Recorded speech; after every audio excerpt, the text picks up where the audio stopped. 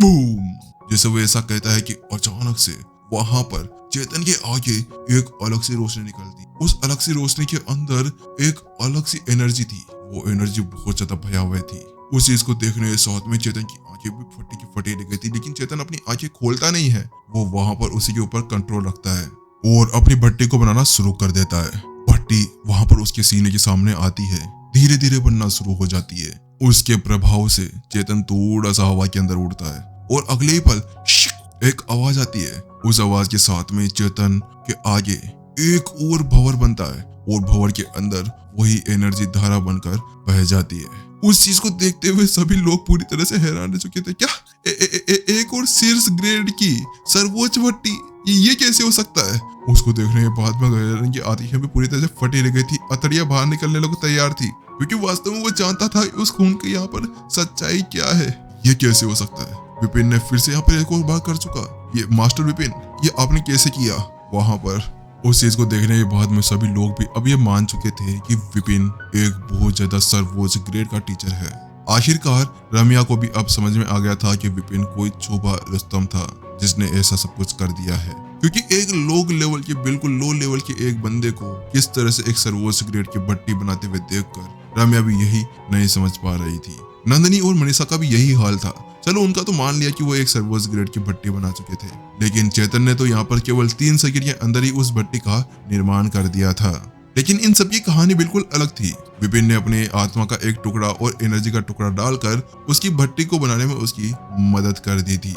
वहीं दूसरी तरफ वहाँ जो अमित था, जिसने भी कुछ समय पहले अपनी बड़ी बड़ी बातें की थी, वो उसकी तरफ देखने लगते हैं। बात कुछ ऐसी थी कि अमित ने उन सभी से कहा था कि अगर विपिन ने एक और बार यहाँ पर किसी स्टूडेंट के अंदर ये भट्टी का निर्माण कर दिया तो उसके बाद में वो सभी से मिलकर यहाँ पर माफी मांगेगा। उन सभी की निगाहों देखने के बाद में जो अमित था वो कहता है, ठीक है, मुझे पता है कि आप क्या कहना चाहते हैं। इसके साथ में वो आगे बढ़ता है और वो विपिन के सामने झुकने लगता है, लेकिन जिससे पहले कि उसके सामने झुकता है उसके साथ में विपिन उसका हाथ उसके ऊपर आता है और उसको अपनी तरफ ऐसा करते हुए देखकर अमित की आंखें भर आती है। क्या विपिन मुझे रोक रहा है? क्या वास्तव में ऐसा है? क्या वो मुझे माफी मांगने से रोकना चाहते हैं? वास्तव में ये कितने अच्छे टीचर हैं। आखिरकार मैंने इनको इतना गलत क्यों समझा? अमित उसको यहाँ पर जो भावनाएं थी वो उसकी बाहर निकलने लगती है, लेकिन जिससे पहले कि वो अपनी भावनाओं को यहाँ पर प्रकट कर पाता ना, उससे पहले उसको एक आवाज सुनाई देती है, अरे नहीं अमित, तुम्हें ऐसा करने की कोई भी जरूरत नहीं है।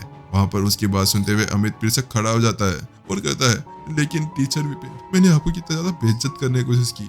तो वही विपिन कहता है, अरे नहीं, तुम्हें ऐसा करने की जरूरत नहीं है, इज्जत मत करो अपनी उतारो। तुम एक काम कर सकते हो, मुझे 500 सिक्के दे दो, 500 स्रोत सिक्के। विपिन जैसे ये शब्द कहता है कि उसके साथ में सभी लोग धड़ाम से जमीन के ऊपर गिर पड़ते हैं। प्रिंसिपल गजानन भी अपना माथा पकड़ लेते हैं। वो कहने लगते हैं, हे भगवान, इन्होंने अपनी इज्जत का यहाँ पर फालूदा बना लिया है। ये क्या वास्तव में इस जगह पर फिर से पैसों के पीछे पड़ चुके हैं? मुझे लगता है कि यहाँ पर ये बहुत ज्यादा लालची इंसान होंगे, इसी वजह से ये यहाँ पर आए थे। आखिरकार पहले दिन इन्होंने यहाँ पर मेरे से पैसे मांगे थे, वो तो मैंने उस बात को टाल दिया था। मुझे लगता है कि इनको पैसे की बहुत ज्यादा नीड है। वहीं दूसरी तरफ जो अमित था ना, वो उस चीज को पूरी तरह से उल्टे वे के अंदर ले चुका था। वो इस चीज को अपना एक अपमान समझ रहा था। क्या 500 स्रोत सिक्के? क्या मेरी औकात इतनी 500 स्रोत सिक्के की? वास्तव में ये मेरा मजाक उड़ाना चाहते हैं क्या? क्या मेरी माफी यहाँ पर इम्पोर्टेंट नहीं थी जो 500 स्रोत सिक्के मेरे से मांगे जा रहे हैं? आज तक इस जगह पर मैंने किसी से भी माफी नहीं मांगी है। मैं आज इस बंदे से माफी मांग रहा हूँ और ये बंदा मेरे से 500 स्रोत सिक्के की मांग कर रहा है। चलो ठीक है, पैसे ही मांग रहा है तो 500? क्या मेरा परिवार इतना ज्यादा गरीब है?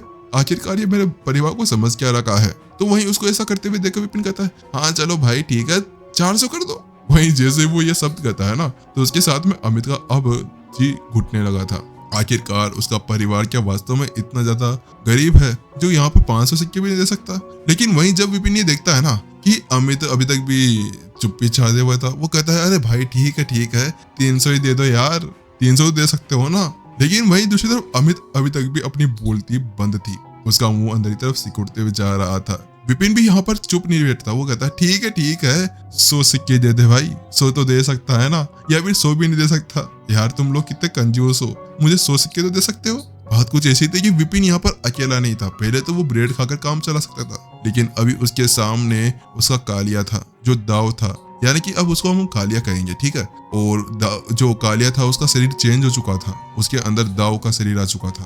और इस जगह पर पहले तो जो कालिया की ऊर्जा थी उसका यूज करते हुए उसने अपने घोड़े को यहाँ पर जिंदा रखा हुआ था। लेकिन अब अगर यहाँ पर इस बार दाव मर जाता है भूख के मारे, तो उसके साथ में वो जो आत्मा है वो भी नष्ट हो सकती थी। इसी वजह से विपिन को इस बार उसे खाना खिलाने के लिए उसको प्रोटीन और बहुत सारी घास, भुट्टे और ऐसी बहुत सी चीजें देनी होगी, जिससे साथ में उसकी एनर्जी बढ़ सके। आखिरकार उसकी साधना के ऊपर उसको ध्यान देना ना, इसी वजह से वो उससे पैसे मांगना चाह रहा था। आखिरकार उसके पास में पैसे तो थे ही नहीं, इसी वजह से। वहीं दूसरी तरफ उसकी वो बातें सुनने के साथ में अमित का चेहरा लाल हो जाता है। वहीं विपिन रुकता नहीं है, वो फिर से कहता है ठीक है यार, 100 नहीं तो कम से कम 80 ही दे दो, चल 50 ही देते भाई, 50 ही, मैं 50 के अंदर काम चला लूंगा। लेकिन अब यहाँ पर अमित को लगने लगा था कि सामने वाला बंदा बार बार उसका यहाँ पर बेइज्जती कर रहा है। इसी वजह से अब वो यहाँ पर अपने घुटनों के बल बैठता है और कहता है, मैं अमित यहाँ पर नए टीचर विपिन से माफी मांगता हूँ, मुझे माफ कर दीजिएगा। मैंने आपकी यहाँ पर बहुत ज्यादा बेइज्जती करने की कोशिश की है। मैं आज से यहाँ पर आपके सामने बिल्कुल भी नहीं आऊंगा। अमित अपने आप को यहाँ पर शर्मिंदा महसूस तो कर रहा था, लेकिन अगर वो थोड़ी देर और रुकता ना तो वो शायद यार शर्मिंदा की मारे यहाँ पर मर भी सकता था। इसी वजह से उसने साफ साफ वहाँ पर विपिन से माफी मांग ली थी। उसके बाद वो पीछे पलटकर जाने लगता है। जब वो वहां से जा ही रहा था कि अचानक से उसको आवाज आती है, ये कैसे बच्चे हैं, आखिरकार इतनी बड़ी बड़ी अकेडमी के अंदर पढ़ते हैं और उनके पास में 50 सिक्के भी नहीं है, ये क्या है? इतने बड़े कंजूस टीचर्स और इतने बड़े कंजूस स्टूडेंट्स यहाँ पर कैसे आ सकते हैं? विपिन यहाँ पर जैसे ये शब्द कहता है कि अमित को अब समझ में आ जाता है कि वो बंदा वास्तव में सच कह रहा था। क्या ये वास्तव में पैसे मांग रहा था मेरे से?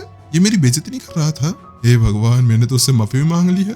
नहीं, अब अमित पीछे मत मुड़ना, यहाँ से निकल जा, वरना ये बंदा आज तेरे को शर्मिंदा के मारे मार डालेगा और बहुत ज्यादा बुरी मौत यहाँ मारा जाएगा। इसी वजह से अमित वहां से दौड़ता है और वहां से गायब हो जाता है। उसको गायब होते हुए देखकर विपिन भी अपना माथा पकड़ लेता है।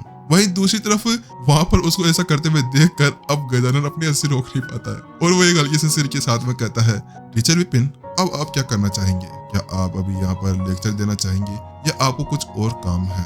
तो उसके साथ में विपिन कहता है, नहीं, बात कुछ ऐसी कि मुझे अभी कुछ और भी काम है। क्या आप मुझे बता सकते हैं कि यहाँ पर घोड़ों का अस्तबल कहाँ पर है और घोड़ों से रिलेटेड मुझे किताबें कहाँ मिल सकती है? वो बात कुछ ऐसी, मेरे पास में एक घोड़ा है, उससे रिलेटेड मुझे यहाँ पर कुछ किताबें पढ़नी है, क्या आप मुझे बता सकते हैं? वहां पर विपिन उससे कहता है। तो उसकी बात सुनने के साथ में यहाँ पर गजानन कहते हैं, हाँ, यहाँ से कुछ दूरी के ऊपर एक अस्तबल है जहाँ पर आपको घोड़ों से रिलेटेड सारी किताबें मिल जाएगी। उसकी वो बात सुनने के साथ में विपिन कहता है, ठीक है, मैं चलता हूँ। तो गजानन कहते हैं, अगर आप चाहें तो मैं आपको वहां पर लेकर जा सकता हूँ। तो विपिन कहता है, नहीं, इसकी कोई जरूरत नहीं है, मैं आपको परेशान नहीं करना चाहता हूँ। इतना करने के बाद विपिन वहां से चला जाता है। बात कुछ ऐसी थी कि विपिन वहां पर अकेला जाना चाह रहा था। वो यहाँ पर अपने कार्य से रिलेटेड बहुत सारी किताबें पढ़ना चाह रहा था। आखिरकार कार्य के अंदर बहुत सारी मेरिडियंस थी, उन सभी मेरिडियन बिंदुओं को एक्टिवेट करने के लिए उसकी जरूरत थी। उसने आखिरकार केवल एक ही मेरिडियन को एक्टिवेट तो किया था। इसी वजह से वो ये चाहता था कि कालिया को वो एक वास्तव में पावरफुल बीस्ट जानवर बना दे। इसी वजह से वहीं दूसरी तरफ उसको जाते हुए देखकर प्रिंसिपल गजानन भी उन बोतलों को देख रहा था और उसके साथ में ही धीरे धीरे करते हुए सारी भीड़ वहां से चली जाती है। वहीं जब भीड़ से वहां से चली जाती है, अब वहां पर रम्या, नंदनी और मनीषा बची हुई वो भी वहां से जा ही रही थी कि अचानक से प्रिंसिपल गजानन कहते हैं, तुम दोनों लड़कियां यहीं रुको। वहीं दूसरी तरफ गजानन की वो बात सुनने के साथ में दोनों लड़कियों पूरी तरह से यहाँ पर रोंगटे खड़े हो जाते हैं। तो वो कहती है, हाँ प्रिंसिपल, क्या हुआ, आपको कुछ काम है? तो उसके साथ में यहाँ पर गजानन कहते हैं, बहुत ज्यादा इंपॉर्टेंट काम है, तुम मेरे ऑफिस के अंदर मिलो, मुझे तुमसे कुछ काम है। उसकी वो बात सुनने के साथ में मनीषा और नंदनी को ऐसा लगने लगा था जैसे कि आज तो उनकी यहाँ पर सामत आ गई है। कुछ समय बाद में प्रिंसिपल हॉल के अंदर प्रिंसिपल गजानन अभी यहाँ पर सामने कुर्सी के ऊपर बैठे हुए थे। वहां नंदनी की तो हिम्मत नहीं हो रही थी बैठने की। मनीषा भी वहीं पर ही खड़ी थी, उसके साथ में सारे एल्डर्स भी वहीं पर ही बैठे हुए थे। उसके अंदर से यहाँ पर जो एल्डर माधव थे वो कहते हैं, प्रिंसिपल गजानन क्या हुआ, आपने हम सभी को यहाँ पर क्यों बुलाया है? तो उसके साथ में वो कहते हैं, आप सभी को एक बार इन बोतलों को देखना चाहिए। इतना करने के साथ में वो उन 2 बोतलों को बाहर निकालते हैं और वो उनकी तरफ भेज देते हैं। उसके बाद में सारे के सारे टीचर्स उन सभी बोतलों को देखते हैं और सभी की आंखें भर आ जाती हैं। वो लोग पूरी तरह सदमे के अंदर चले जाते हैं। उनमें से यहाँ पर जो वाइस प्रिंसिपल जगत थे वो कहते हैं, ये तो यहाँ पर ना तो किंग याओ जानवर की बीस्ट की बूंदे हैं, ना ही लिंग यू जानवर की बीस्ट की बूंदे हैं। ये वो है ही नहीं। कि वो बात सुन के साथ में ही अब मनीषा और नंदनी को समझ में आ गया था कि चल क्या रहा है। तो उसके साथ में यहाँ पर जो जगत है वो कहते हैं, ये आप इससे क्या कहना चाहते हैं, ये आपको कहाँ से मिली। तो उसके साथ में यहाँ पर जो प्रिंसिपल गजानन थे वो तीखी तीखी नजरों के साथ में मनीषा और नंदनी को देखते हुए कहते हैं, आपको शायद उन दोनों लड़कियों से पूछना चाहिए कि ये वहाँ क्या कर रही थी। जैसे यहाँ पर वो आवाज वो दोनों सुनती है ना, तो उसके साथ में दोनों ही खराब हो जाते हैं और वो खड़े होते हुए यहाँ पर कांपने लगते हैं। वहीं मनीषा की तो हालत खराब हो गई थी कि उसका झूठ यहाँ पर पकड़ा गया था। नंदनी की भी आंखें यहाँ पर चौड़ी हो गई थी। उसका तो ये मन हो रहा था कि वो आज ही पिताजी के पास में जाए और उनके साथ में अच्छी खासी लड़ाई कर ले। आखिरकार वो जो यहाँ पर कछुआ और जो वो बर्ड की खून की बूंदें थी, वो सारी सच्चाई उनके बीच में जो आ गई थी। वहीं दूसरी तरफ एपिसोड ये खत्म हो जाता है। चलिए जल्दी मिलते हैं नेक्स्ट एपिसोड के अंदर और अब देखते हैं मनीषा और नंदन के साथ में होने वाला क्या है। और इसके अलावा अमीरजादा के भी एपिसोड जल्द ही आने वाले हैं और एक और न्यू स्टोरी में मैं लेके आने वाला हूँ, लेकिन वो दूसरे वॉइस के अंदर, वो मेरी वॉइस में। ठीक है, चलिए जल्दी मिलते हैं नेक्स्ट एपिसोड के अंदर। जब तक के लिए टाटा बाय बाय।